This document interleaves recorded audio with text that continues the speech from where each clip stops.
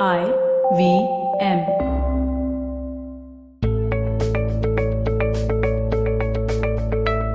Episode 54. Wow.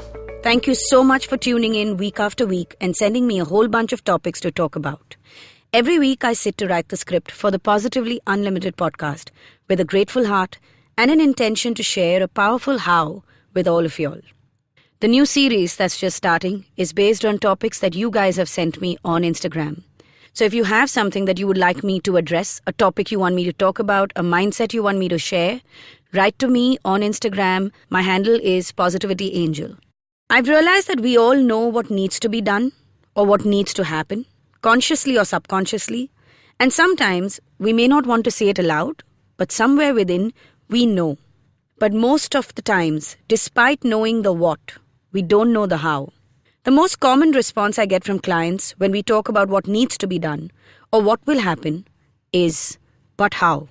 I was going through the previous episodes and you know what I realized? That in episode 26, which is all about zoning into your heart's desires, I shared a beautiful step-by-step process.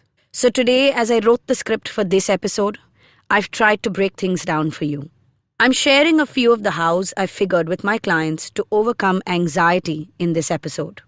Let me just say, before we go any further, that anxious is a normal emotion felt by everyone. Yes, every single one of us feels anxious. Just because you feel anxious does not mean that you have anxiety. I'm going to repeat that again. Just because you feel anxious, overwhelmingly anxious on some days, does not necessarily mean you have anxiety. So unless you have been clinically diagnosed by a doctor, you want to stop repeating, I have anxiety, and replace those words to say, I feel very anxious or I am consciously anxious about things. This is step 1. When you do this, you allow your brain to respond to the emotion.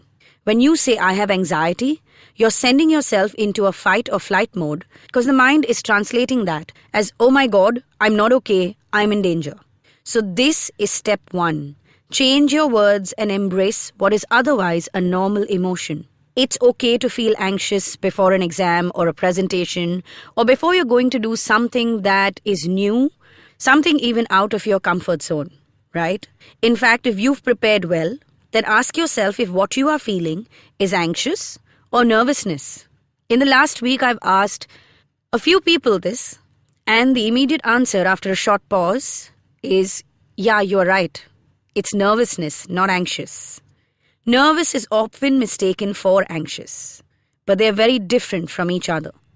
Now, let's say that you feel that hollowness in your chest or near your sternum. One of the symptoms that most people who have anxiety usually will describe it as. Getting overwhelmed is also a norm if you have anxiety. Panic may also set in every now and then.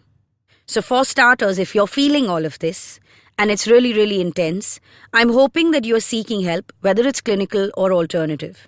But here's what you can also do. Firstly, understand yourself and speak to yourself kindly. Just because you feel overwhelmed, you aren't useless or weak.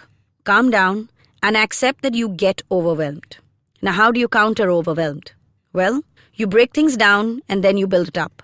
I mean, think about it. If I placed a 2 kg cake in front of you, would you eat the entire cake in one bite or would you cut a slice from it? Now, imagine if your life or whatever that goal that is there in front of you that you are trying to achieve and accomplish is that 2 kg cake. Why are you trying to eat it in one bite? Why is it so hard for you to just cut it into slices and eat it one slice at a time? You break things down and then you build it up. In fact, there's an episode that I recorded about this tool of mine. I think it's episode 29. So make sure that you go back to this and listen to it to learn more about how to break it down to build it up. Also, here's a cardinal rule of mine. Always work with paper and pen. This is a rule you cannot flout. Because when you work with paper and pen, what you are essentially doing is you are emptying your mind out. When you are constantly thinking and trying to do things in your head, you are overloading yourself. It's like the storage space that you have on your phone. You only have that much space, right? And then you have to start deleting the photos and the videos. Well, at what point are you going to be deleting the photos and the videos from your mind? At what point are you going to be deleting all those tasks from your mind? So use paper and pen. The other rule is make constructive lists. Don't make a laundry list of tasks and call it a to-do list. There's a process that you follow when making efficient to-do lists. Did I just speak Greek to some of y'all? Well, it's okay. It's the reaction I've received when people who have subscribed to my Positivity Planner system have seen the video clip on how to make a to-do list. Yes, in that system, there's a clip that tells you how to make a to-do list. So here's what you do.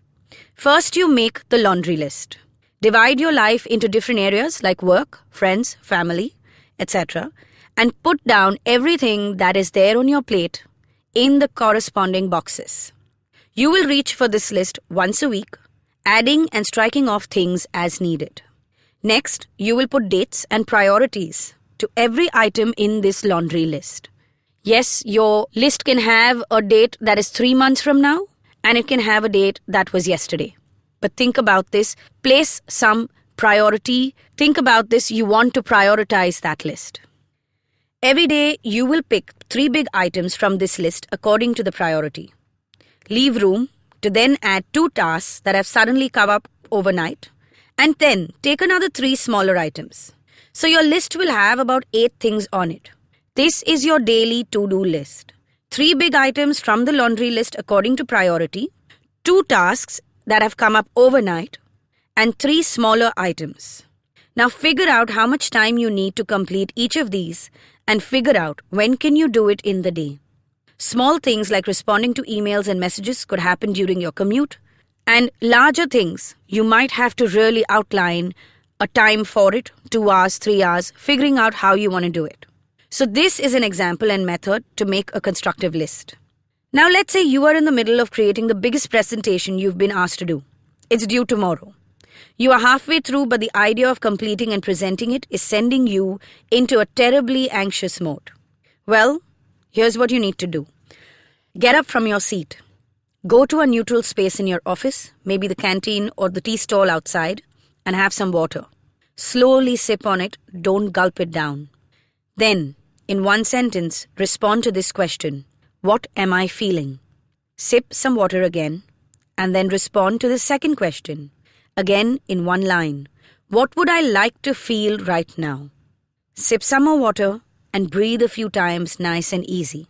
Then, make a list of what you need to do to feel the way you would like to feel.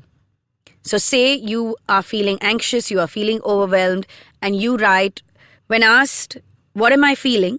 You write, I don't think my presentation is going to be good enough. I don't know if I can do this. So the next question that we asked was, what would I rather feel right now? And maybe your answer is, I would like to feel confident that I can do this. That's your second piece. You may also write next to it that I want to complete the presentation and do a good job at it. That could be the other thing you want to feel, right? So now you make a list of how to make yourself feel a little more confident and how to do the presentation correctly. Let me explain this right now that when I say how, it's not rocket science. It could mean your list would include things like double check my research, make sure my formatting is neat, finish my presentation by 6 o'clock and practice in front of the mirror before I go to sleep. It can be things like this, right? Don't judge yourself. Just put the tasks down. Once you have done this, put your head down and close your eyes for a few minutes. Literally, take a 10-minute power nap if you have to.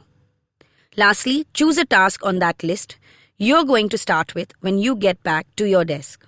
Also, when you are feeling anxious or overwhelmed, if you feel like crying, cry. Don't judge and question yourself at that moment. Allow yourself to be. If you reject your emotions, they only intensify. If you just allow yourself to feel it and express it in whatever way, it will pass. Anxious is an emotion that comes up when we don't feel in control of a situation. So if you can show yourself that you are figuring things out, the mind will calm down and have an open conversation with you. The other thing to understand is how much are you trying to do versus how much fuel you have within you. So if you haven't slept for 3 nights and you've left this presentation for the last minute, then you need to figure out how to fuel yourself to get through this. Is it coffee, food, asking for help? What can you do that can help you get through this because you are low on energy? Are you eating and sleeping well in general? Are you getting in some form of daily exercise? Do you work with concrete goals instead of vague wish lists and dreams that seem as big as Everest? Do you turn your goals into clear plans of action? These are the basics you need to get into place to cope with anxious and overwhelmed. Clarity and conviction can help you steer clear of anxiety. And as for those feeling overwhelmed, I'll say this: slow down. Run at a pace that's appropriate for you. You are not running out of time. And with that, we've run out of time, so I'm going to leave you with the reminder that all previous episodes are on the IVM podcast website and the app. I hope by now you've downloaded it. And make sure you tune into the 2 episodes I mentioned in this episode earlier. Also, as mentioned before, you can talk to me on Instagram. My handle is PositivityAngel. So until next Monday, have a calm and effective week.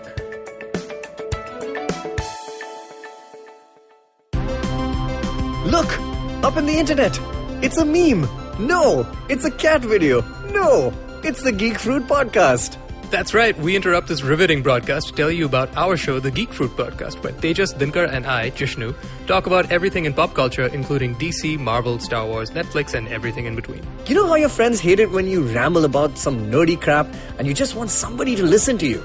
Well, sorry, there's nothing we can do about that, but come listen to us ramble and it'll almost be like the real thing. Kind of. Listen to new episodes of the Geek Fruit Podcast every Monday and the Geek Fruit Bulletin every Thursday on iTunes, Google Podcasts, the IVM app, or wherever you listen to podcasts. Happy listening, you nerds.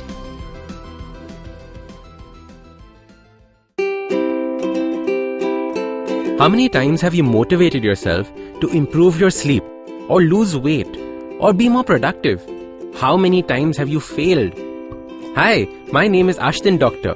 Tune into my show, The Habit Coach Podcast, where we focus on creating small, tiny habits to improve your life instead of those big, impossible tasks.